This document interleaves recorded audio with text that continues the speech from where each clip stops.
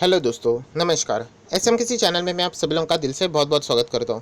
सो दोस्तों, आज के दिन की बात करें तो बहुत सारे वीडियोस ऑलरेडी यहाँ पे आ चुके हैं। ज़बरदस्त ब्रेकिंग न्यूज़ भी आप लोगों ने देखी होगी।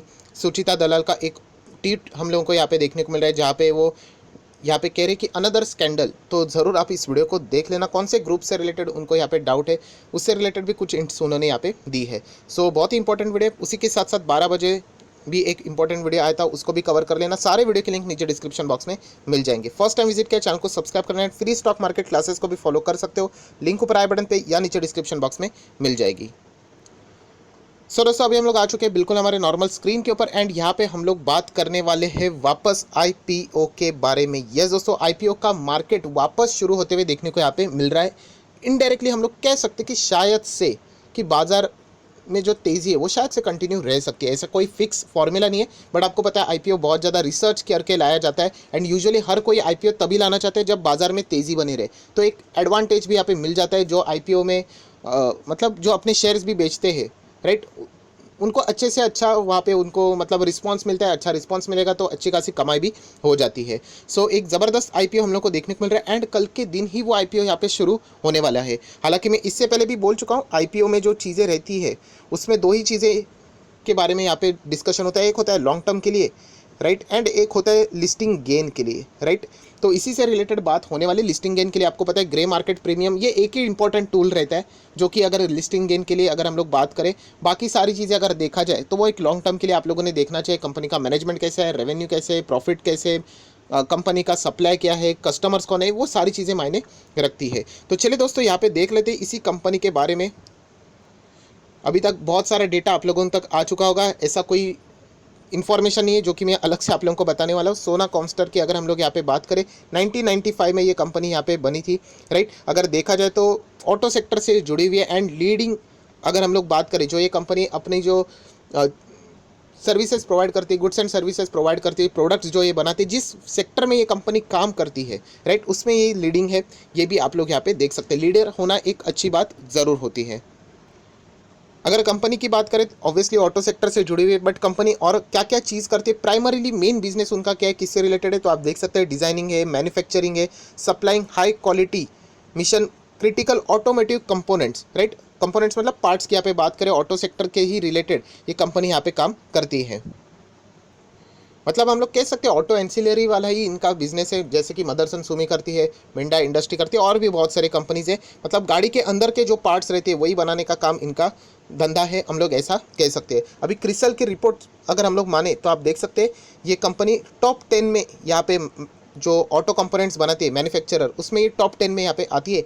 एंड इन 2020 पिछले साल के रिपोर्ट के हिसाब से अगर हम लोग यहाँ पे बात करें तो ग्लोबल में भी जो प्लेयर्स है, राइट, उसमें भी ये टॉप 10 में हम लोग को आते हुए देखने को मिलती है। हालांकि अलग अलग पार्ट से रिलेटेड ये बातें यहाँ पे की जा चुकी है। सबसे खास बात अगर हम लोग कहेंगे तो ये कंपनी सिर्फ इंडिया में नहीं है, अक्रॉस द ग्लोब हम लोगों को यहाँ पे फैली हुई देखने को मिलती है। अगर हम लोग यहाँ पे बात करें तो ये कौन कौन से कंट्री में अपना सप्लाई करती है प्रोडक्ट, तो आप देख सकते हैं इंडिया तो है, यूएस है, यूरोप है, चाइना भी है। इनके 9 मैन्युफैक्चरिंग एंड असेंबलिंग फैसिलिटीज़ भी है, जो कि हम लोग बात करें इंडिया में तो है ही, यूएसए में भी है, चाइना में है एंड मैक्सिको में भी है। सो अच्छा खासा फैला हुआ बिजनेस है। हम लोग ये नहीं कह सकते कि कंपनी खराब है करके, कंपनी बहुत ही स्ट्रांग नज़र आती है। जिस तरीके से परफॉर्मेंस हम लोगों को यहाँ पे सुनने को और देखने को यहाँ पे मिल रहा है। नेक्स्ट अगर हम लोग इंपॉर्टेंट चीज़ की बात करें वो है कॉम्पिटिटिव स्ट्रेंथ। येस, कंपनी को ऐसा क्या खास बना देती है जो कि वो टॉप में यहाँ पे आ जाती है। सो अगर आप लोग देखोगे तो लीडिंग मैन्युफैक्चरर तो ज़रूर है, बट उसी के साथ साथ जो इलेक्ट्रिक व्हीकल का जो डिमांड है वो भी कंपनी, जिससे रिलेटेड जो रिक्वायरमेंट है ग्लोबल लेवल पे भी उसका सप्लायर यहाँ पे इस कंपनी का काम है, जो कि आप लोग यहाँ पे देख सकते हो। तो इलेक्ट्रिक व्हीकल के लिए अगर आपका ध्यान रहता है बहुत ही क्लोजली, तो आप इस कंपनी को भी अभी डिटेल में पढ़ना शुरू करो। अगर आप एक इन्वेस्टमेंट के पर्पज से इस कंपनी को आगे देखना चाहते हो तो देन लार्ज पोर्टफोलियो, अगर प्रोडक्ट पोर्टफोलियो वो ठीक है, डाइवर्सिफाइड अक्रॉस द ऑटोमोटिव ठीक है, वो चीज़ें रहती है, strong R&D and capabilities, consistent financial performance ठीक है। देन प्रमोटर की बात करें, आप देख सकते हैं ये कंपनी के प्रमोटर, इनके बारे में भी आप गूगल करके डिटेल इन्फॉर्मेशन यहाँ पे चेक कर सकते हो। ये सारी चीज़ें उन लोगों के लिए मायने रखती है जो कि इन कंपनीज़ में लंबी अवधि का निवेश करना पसंद करेंगे। अगर आप एक सिर्फ लिस्टिंग गेन के लिए बात करें तो आप लोगों के लिए फिलहाल तो प्राइमरी अगर मैं बात करूँ ग्रे मार्केट प्रीमियम, यही एक इंपॉर्टेंट चीज़ होती है। उसके बारे में भी हम लोग यहाँ पे बात करेंगे, बट कुछ कंपनी के फाइनेंशियल्स भी देखेंगे, कंपनी परफॉर्मेंस क्या करती है, रुपीज़ इन मिलियंस है, राइट। ये सारा डेटा ऑलरेडी आप लोगों ने देखा होगा, बट थोड़ी सी फॉर्मेलिटीज़ भी हो जाए। 19, 20, 21 असेट्स ठीक है, 16, 18, 21।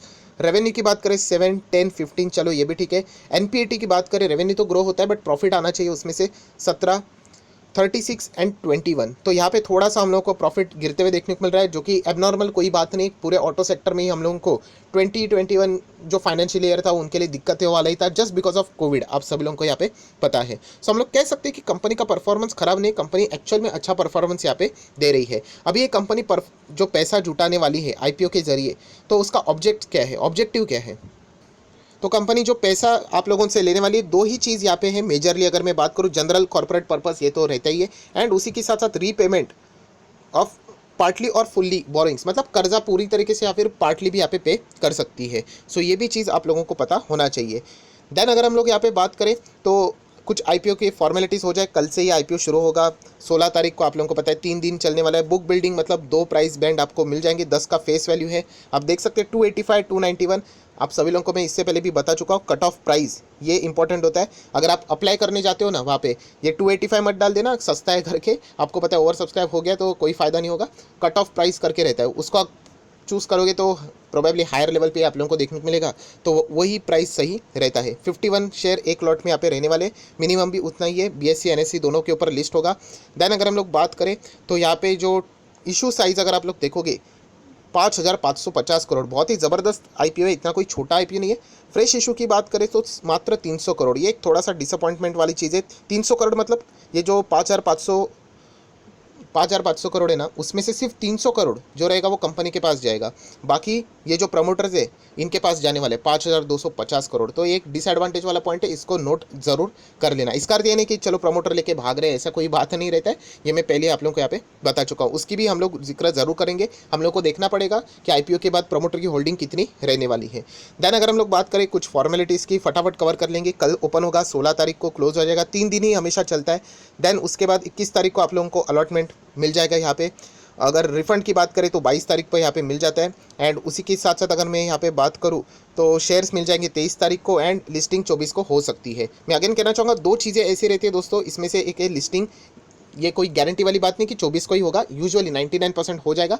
एंड रिफंड का डेट, रिफंड में भी बहुत सारे लोग कमेंट करते रहते हैं, सर मैंने अप्लाई किया था अभी तक आया नहीं, कभी कभी टाइम लग जाता है। ये भी चीज़ मैं आपको बताना चाहूँगा। सो एक जस्ट फॉर्मेलिटी था। देन अभी हम लोग यहाँ पे बात करें तो आप लोगों को पता है कि एक लॉट जो होता है वो 15,000 के अंदर रहता है। अगर हम लोग कट ऑफ प्राइस की बात करें, एंड मैक्सिमम आप देख सकते हो यहाँ पे 2 लाख के अंदर ही, अगर आपको रिटेल कैटेगरी में रहना है तो। देन अगर हम लोग बात करें, एक इंपॉर्टेंट चीज़ आप देख सकते हैं, अभी फिलहाल 100% प्रमोटर के पास थे, एंड जैसे ही पोस्ट इशू हो जाएगा प्रमोटर के पास स्टिल 67% रहने वाले हैं। सो अगर आपके दिमाग में ये आया होगा कि जो आपने देखा होगा ओएफएस में लगभग 5,200 तो उनके पास ही चले जाने वाले हैं, तो ऐसी कोई बात नहीं। प्रमोटर स्टिल 67% होल्ड करके ही आगे बढ़ने वाले, तो एक अच्छी बात भी है, आप लोग यहाँ पे साइमल्टेनियसली देख सकते हो।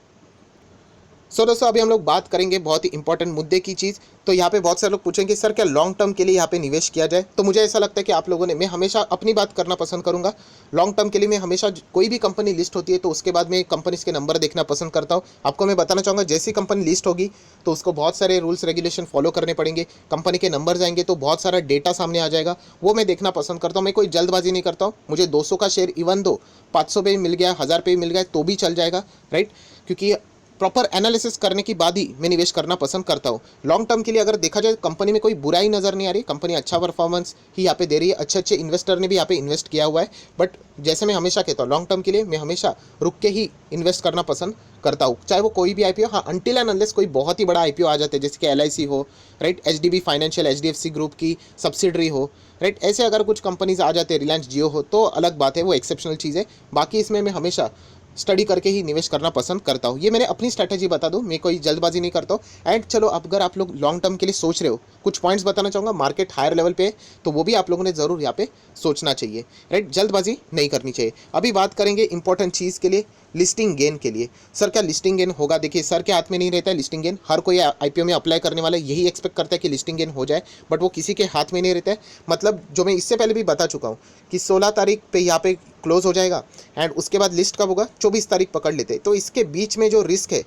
वो मतलब किसी के हाथ में नहीं है। अगर इसमें अगर बाजार गिर गया तो ऑब्वियसली आपका लिस्टिंग गेन भी गायब हो सकता है। तो फिलहाल लिस्टिंग गेन की अगर हम लोग बात करें तो वो ग्रे मार्केट प्रीमियम कितना है उसके ऊपर ये सारी चीज़ें चलती है। तो मैं आपको बताना चाहूँगा फिलहाल का जो ग्रे मार्केट प्रीमियम चल रहा है वो यहाँ पे 20 रुपीज़ का यहाँ पे देखने को यहाँ पे मिल रहा है। 20 रुपीज़ मतलब अगर आप लोग कैलकुलेट करोगे कट ऑफ प्राइस को भी पकड़ के समवेयर अराउंड 6-6.5% के आसपास यहाँ पे आ रहा है, राइट। एंड मैं अगेन कह रहा हूँ, मैं अभी वीडियो बना रहा हूँ, 2 दिन के बाद भी ये स्थिति चेंज होती है। जैसे शेयर प्राइस कैसे चेंज होता है वही ये सारी चीज़ें भी चेंज यहाँ पे हो सकती है। बट फिलहाल के हिसाब से 20 रुपीज़ का यहाँ पे प्रीमियम देखने को मिल रहा है। तो निवेश करने से पहले ये पॉइंट आप लोगों ने ज़रूर यहाँ पे देखना चाहिए।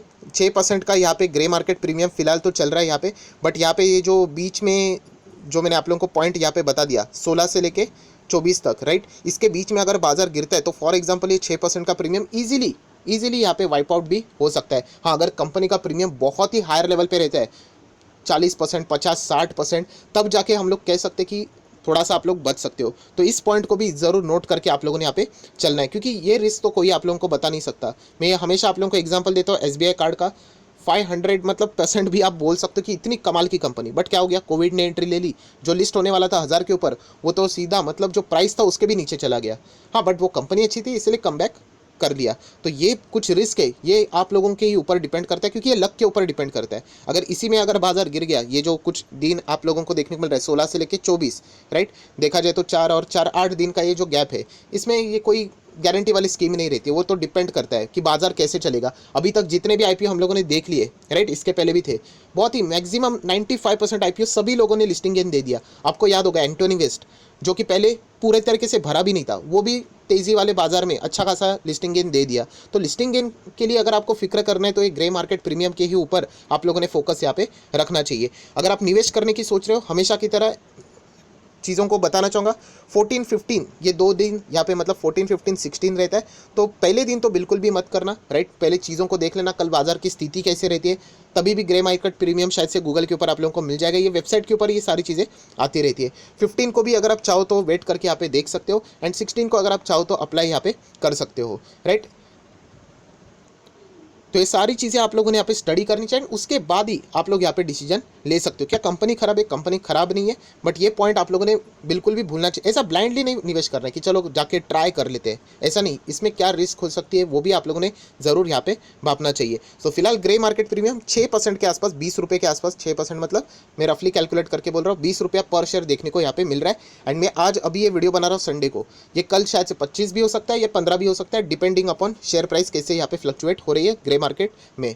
सो आई आशा करता हूँ आपको ये वीडियो अच्छा लगा होगा, तो जरूर लाइक एंड शेयर कर देना। So that's it, thank you very much दोस्तों, we will be meeting our next video. तब तक के लिए बाय बाय।